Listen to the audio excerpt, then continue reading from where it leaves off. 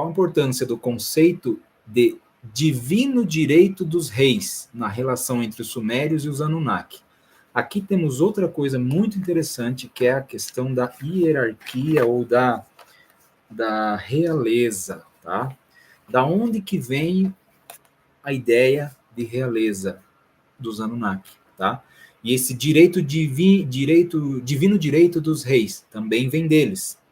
Por quê? Porque a partir do momento, aí tem todo um contexto que também vou tentar resumir aqui.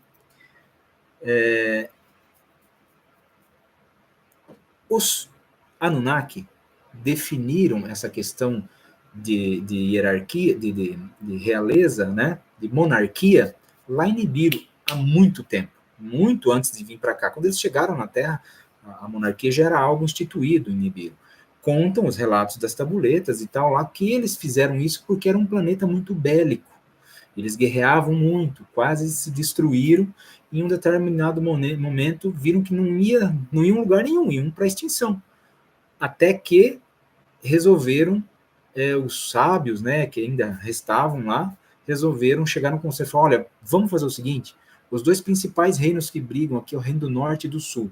Vamos pegar um reino, se tiver um príncipe do sul, a gente pega uma princesa do norte, ou vice-versa, para eles reunirem-se e criar a unificação do governo, do comando do planeta. E foi o que eles fizeram, instituíram a monarquia. A partir dali, criou-se a lei da semente real, que seria a lei da sucessão, aliás, real, né?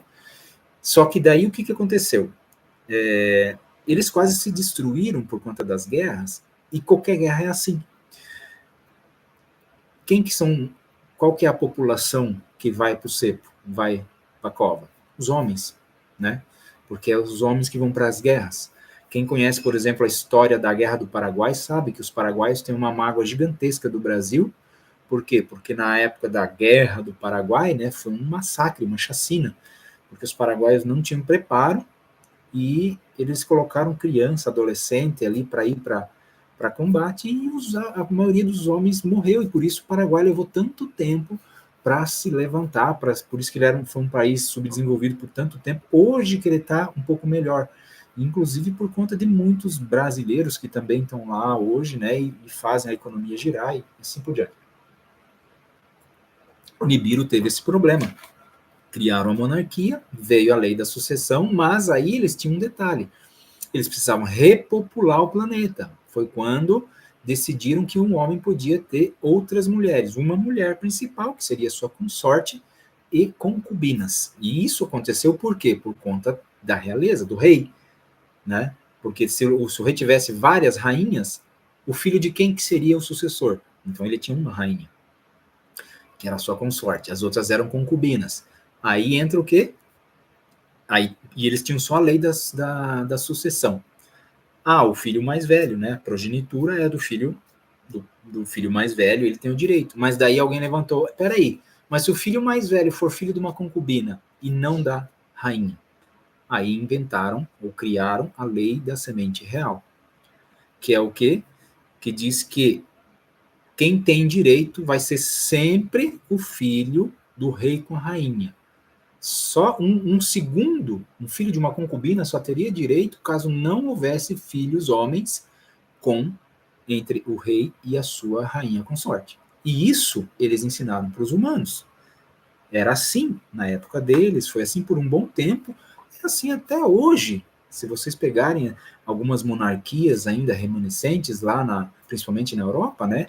A monarquia britânica é o expoente mais conhecido, é assim, as regras continuam assim. O que acontece? Quando eles chegaram na Terra, em determinado momento, eles começaram, principalmente quando eles foram se retirando do cenário, eles foram se resguardando e tal, passando mais a serem deuses do que habitantes mesmo ali, eles também foram criando essa questão aí de que haviam os sacerdotes e os reis que os representavam. Na verdade, os reis, né, primeiro, e depois os sacerdotes. Então, por isso, essa divindade divindade dos reis, né, com relação às culturas antigas. Por exemplo, os faraós, né, que eram reis, que se consideravam deuses na Terra. Muitos, sim, eram até filhos deles, né, sucessores, né, existe toda aquela, por exemplo, hoje em dia existe todo aquele estudo lá sobre o formato da cabeça dos deuses, né, de Akhenaton, me fugiu os nomes agora, acho que Ramsés III, enfim, deles serem híbridos Anunnaki. Então, talvez eles tinham esse pensamento, não simplesmente porque achavam que eram divindades, mas porque eram descendentes diretos, né, da linhagem direta dos próprios Anunnaki, que naquele tempo ainda conviviam entre eles.